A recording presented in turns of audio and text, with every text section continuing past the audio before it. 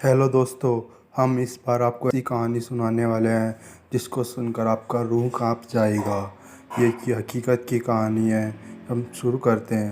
13 साल पहले शबनम ने अपने प्रेमी के साथ मिलकर अपने परिवार के 7 लोगों की हत्या कर दी थी।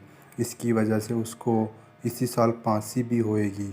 हाई कोर्ट सुप्रीम कोर्ट ने शबनम की सज़ा बरकरार रखी है। राष्ट्रपति ने भी इसकी दया याचिका खारिज कर चुके हैं। उत्तर प्रदेश के अमरोहा ज़िले के बावनखेड़ी गांव में इस समय मीडिया की गाड़ियां रोज़ आ जा रही है। गांव के एक 2 मंजिला मकान के सामने लोगों की भीड़ जमा है। शबनम का घर है, जिसने 13 साल पहले अपने प्रेमी सलीम के साथ मिलकर अपने परिवार के 7 लोगों की हत्या सिर्फ इसलिए कर दी थी क्योंकि परिवार उसकी शादी में अड़चन बन रहा था। शबनम और सलीम को इस मामले में फांसी की सज़ा सुनाई गई है, जिसे हाई कोर्ट और सुप्रीम कोर्ट ने भी बरकरार रखा है। राष्ट्रपति भी दया याचिका खारिज कर चुके हैं। दोनों का डेथ वारंट कभी भी जारी हो सकता है। शबनम आज़ाद भारत की पहली महिला है जिसको फांसी दी जाएगी।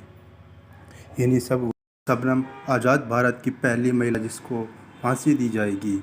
इन्हीं वजहों से बावनखेड़ी में सुर्खियों में है। कैमरे और माइक देखते ही गांव के लोग यहाँ जुट जाते हैं, लेकिन शबनम के बारे में सवाल पूछने पर ज़्यादातर लोग बिना कुछ बोले ही चले जाते हैं।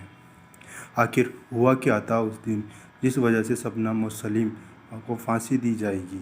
गांव के बुजुर्ग रियासत अली बहुत कुरेदने पर उस हत्याकांड वाली रात को याद करते हैं। वे कहते हैं, उस रात गांव में हल्की फुल्की बूंदाबांदी हुई थी। रात के करीब 1:30-2 बजे होंगे। तभी गांव बाहरी छोर पर एक बड़े 2 मंजिला मकान से चीखने की आवाज़ें आने लगी। हड़बड़ाकर हम लोग उस घर की तरफ दौड़े और जो खौफनाक मंजर वहाँ देखा वो भुलाया नहीं जा सकता। 7 लाशें पड़ी हुई थी, सबके गले कटे हुए थे। बहता हुआ ताज़ा खून सिरहन पैदा कर रहा था। जो जहाँ सोया था वो वही मार दिया गया था। इन 7 लाशों के बीच जिंदा बची घर की अकेली बेटी शबनम ताड़ मारकर रो रही थी। एक बच्चा भी मरा पड़ा था। उसे देखकर मैं कांपने लगा और फिर वहाँ से चला गया। बाप की लाश पर रो रही बेटी पर भला किसे हक होता?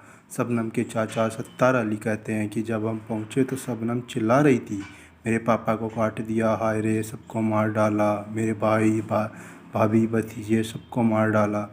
दूसरी मंजिल पर बने कमरे की दीवार पर खून के धब्बों को दिखाते हुए सत्तार अली कहते हैं, यहाँ मेरे छोटे भाई राशिद की लाश पड़ी थी। जब दोनों ने शबनम और सलीम ने उसका गला काटा तो वो हिल रहा था। तब शबनम उसके पैरों पर बैठ गई और सलीम ने मेरे भाई का गला काट दिया। तेज़ी से निकली खून की धार उस दीवार पर जा लगी। वे आगे कहते हैं कि बड़े भतीजे और बहू की लाश के बीच में बच्चा पड़ा था। मुझे लगा वो जिंदा है। गोद में उठाकर सीने से लगाया तो वो भी मरा हुआ निकला। उसका गला दबाया गया था। सत्तार अली कहते हैं, शबनम ने सबको बताया कि घर में घुसे बदमाश परिवार की हत्या कर भाग गए। बाप की लाश के पास रो रही बेटी पर भला किसे शक हो सकता था? हम लोगों को तो ख्याल से भी परे था कि कोई बेटी अपने परिवार का इस तरह से कत्ल कर सकती है। दोस्तों, हम अगले पार्ट में भी आपको बताएंगे कि आखिर में उसका राज कैसे खुला। तो हमारे साथ बने रहिए इस वीडियो को और देखिए दूसरा पार्ट भी।